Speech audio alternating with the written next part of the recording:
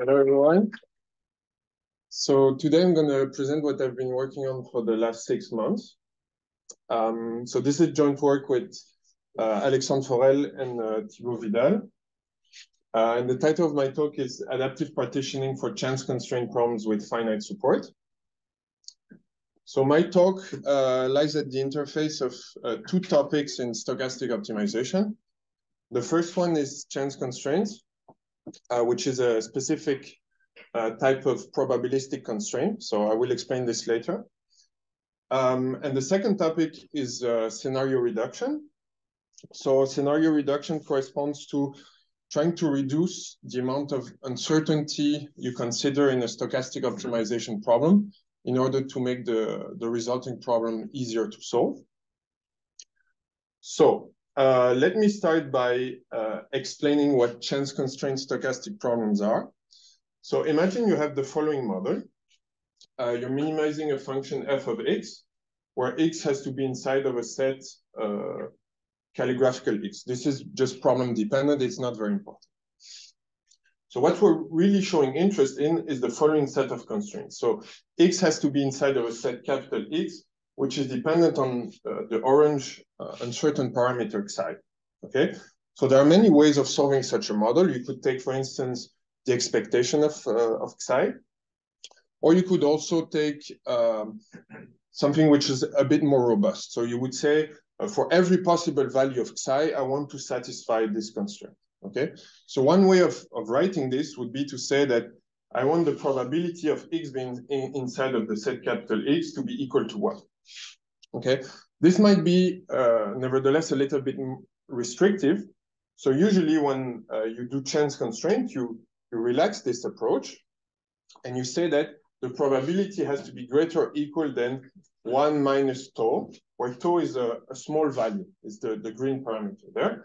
And so this is like an intermediate between the robust approach and something which would be less restrictive. Okay, so the value of tau has a lot of influence on the complexity of this problem.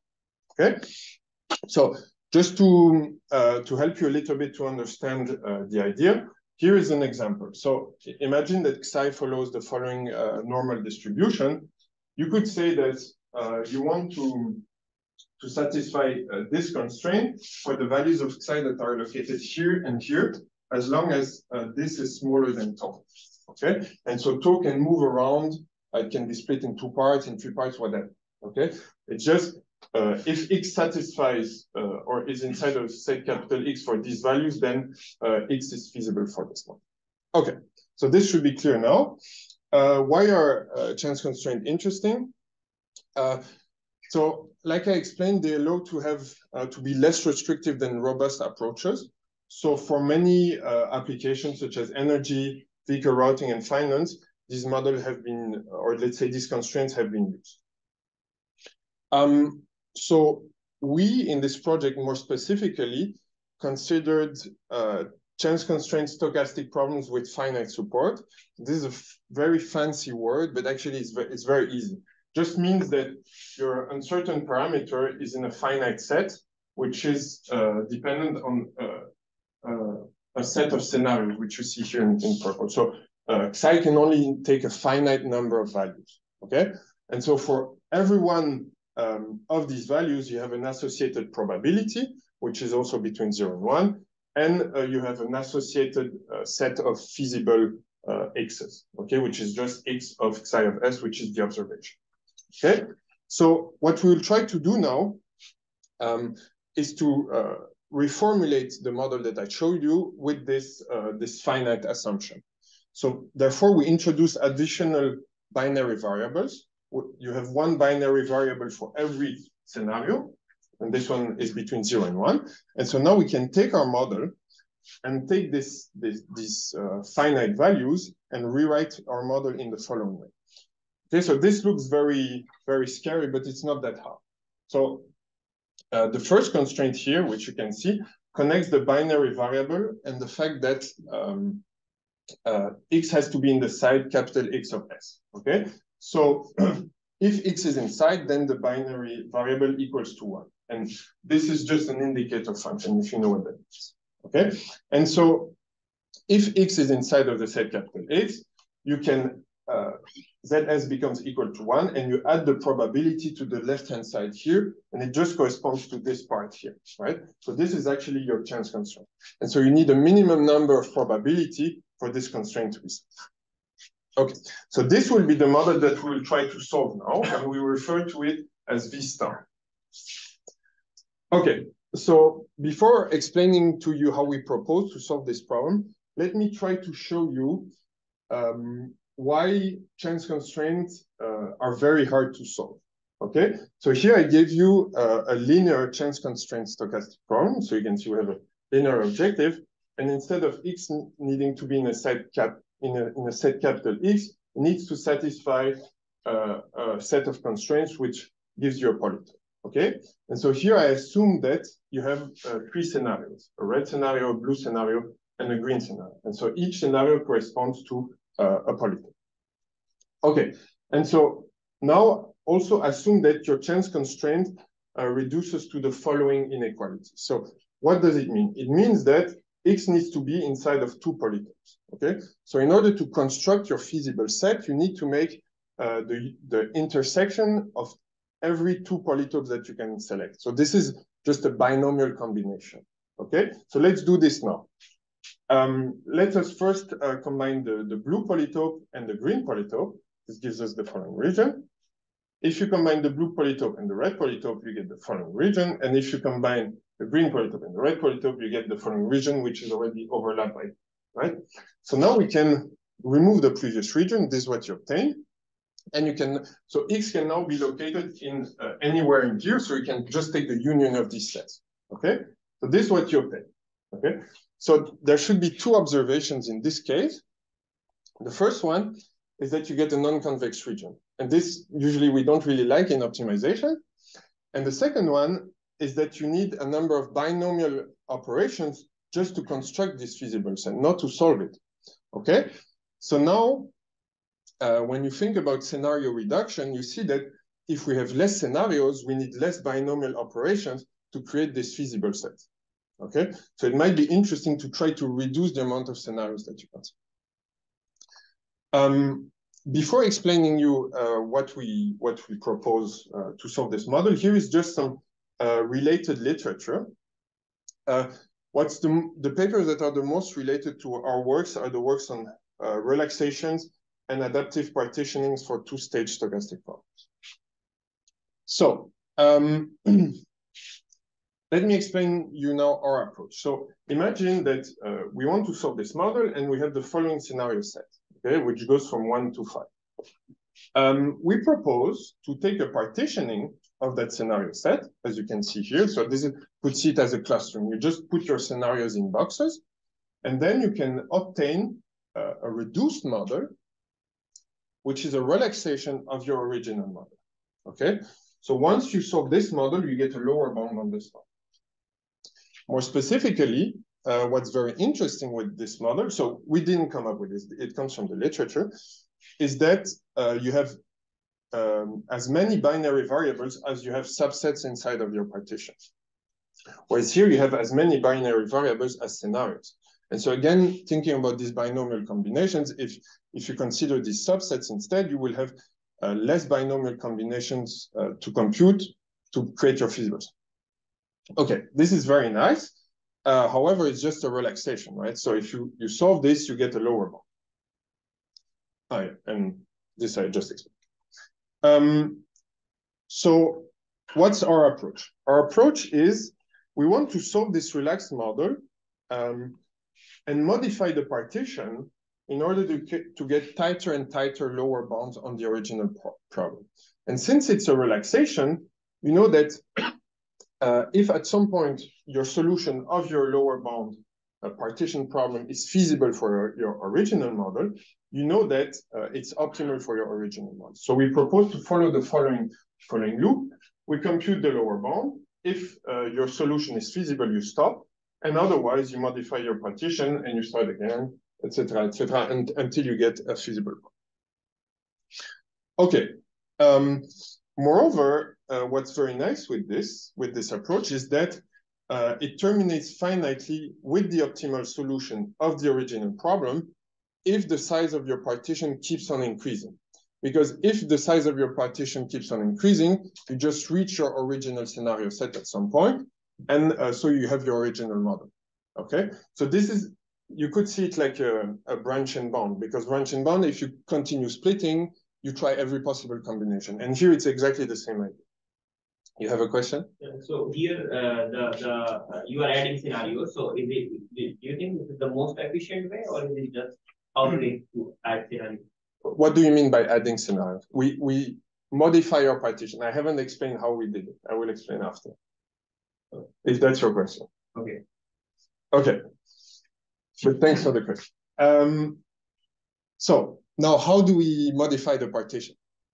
So what we propose to do is to modify the partition by refinement. And refinement, again, is a very fancy word. It just refers to splitting some subsets. So here you can see that I took the subset 2, 3, 5, and I split it in 2, 5, and 3. Okay? And so in this case, we can write the following proposition. It's a smaller version of what there is in the paper, but basically it means that the lower bound model with your original partition is a relaxation of your lower bound model with your refinement. Okay, so you can get more or less tighter and tighter bound by splitting your subset. And this more or less makes sense if you think about it. So this is quite nice. Nevertheless, it's only a greater or equal sign, right? So you could always get something equal. So this is not that nice.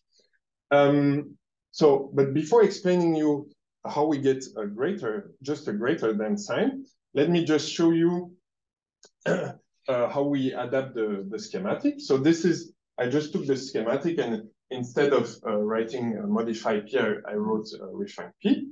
And so now we get the refinement, and we do exactly what I explained. Okay, so now we want to create the refinement so that we get a greater than sign instead of a greater than or equal sign.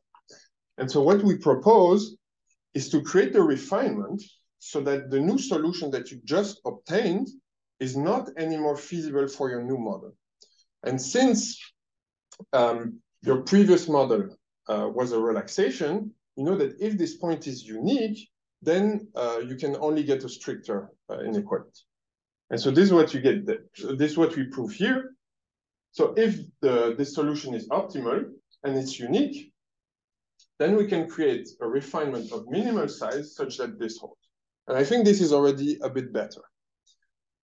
Nevertheless, the size of the refinement grows in each iteration. So you always get bigger and bigger models. And this we don't really like, right? So instead, maybe we could create a merger M of P with the same ideas. So what is a merger? It's exactly the opposite of a refinement. So instead of splitting a subset, you put two subsets together. The problem is, this is impossible, but because if if M is a merger of P, then P is a refinement of M, and you get the opposite inequality. So we're not very happy. So what can we do? So it took us a bit of time to come up with an idea, but I think we found something quite nice. We propose a posteriori merger. So the idea is that you take your partition, you refine it, and then you check your refined partition, and you check for a specific condition. I won't explain too much into detail, but this condition is quite easy to compute. And then if this condition is satisfied, we create a merger M of R that has the same size as P, such that we have the following inequality. So we don't go back from P, we go until the size of P. And this is still quite nice. So somehow we can still increase the size, but we will stay at the same size as P. Okay. And now we can take our schematic and adapt it. So now we compute the reduced model, we get a solution. If it's feasible, we stop. Otherwise, we refine. We check our condition. So this is the condition. If you want, I could explain it to you later, but I only have 25 minutes, so I have to keep it short. So if the condition is satisfied, we create a merger M that has the same size as P, and otherwise we solve the model with the refine. Okay, so obviously, since I have 25 minutes, I couldn't talk about everything. Let me just very quickly talk about some other interesting topics related to the work. First of all, like you've seen, over the iterations, we're only getting a lower bound. And usually when you have a computational method, you also want to get an upper bound so that maybe you can stop earlier. So in order to get an upper bound, you would like to project your solution X bar into the feasible space of the original CCSP. So we have a method for doing this. I don't think it's the best method, but still I think it works quite good. Two other points is how are the refinements and mergers obtained in practice. So there are actually, we can show that we get the minimal size merger and minimal size refinement. Nevertheless, there are still different ways of doing this. And this, I don't have time to get it. And finally, this one I will very quickly cover. How do we create the first partition such that the bound is tight from the very first iteration? And so we have this, this result in the paper. And it's related to this very strong bound in the literature. And this bound is called the quantile bound. And this bound has been used to develop many numerical methods to help solve these problems, such as, for instance, the quantile cut, which is very famous. And so we can prove that we can create a partition such that at the very first iteration, we get something which is always greater or equal than the quantile bound. And I think this is quite nice because it shows that from your very first iteration, you get something which is already better. And the second point related to this is that maybe this result could be exploited to, for instance, make the other numerical methods better, such as like obtain stronger quantile cuts or stuff like this. So we haven't delved too deep into this direction, but we would like to do this in the future. Okay, so now that I think you understood the method, I will just show you some numerical results. So I can show you everything. I just selected some parts. So the instances that we consider are perturbed multidimensional knapsack instances. So these are multidimensional knapsack instances that are perturbed to obtain the scenarios. And this is like really the benchmark instance in the literature. This is solved by a MIP with big M constraints. And we take the average over 5 instances. So we take one instance, we perturb it 5 times, and we solve it 5 times. Okay. So if in the allowed time, the 5 instances are solved, we show the average over time, and otherwise we show the average gap.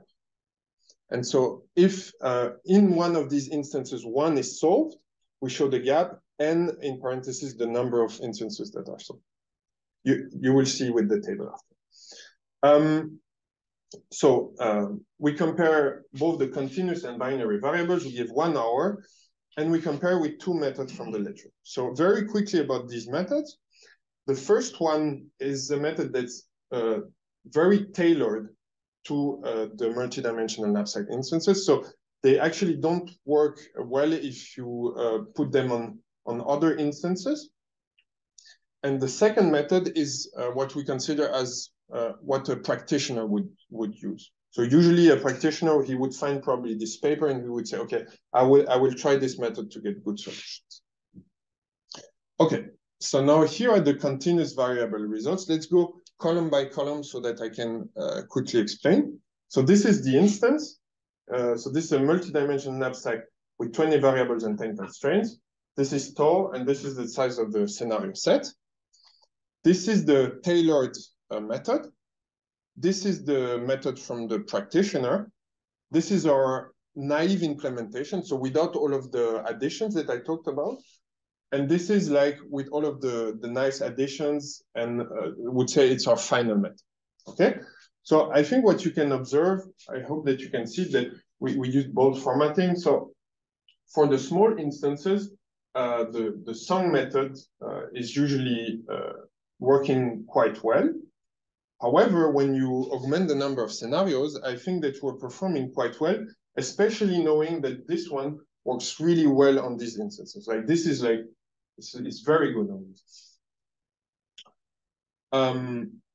Okay, so here is just a quick convergence plot. So this is, we compare the strong method with our method. And you can see that in the beginning, we're getting very fastly tight bounds. And at some point, we start to stagnate. And this is because the size of the problem starts exploding again. And this is what you see here. So you see the number of iterations over time. So in the beginning, we do a lot of iterations, and then the problems are hard, so we get to this. So here are some results with binary variables.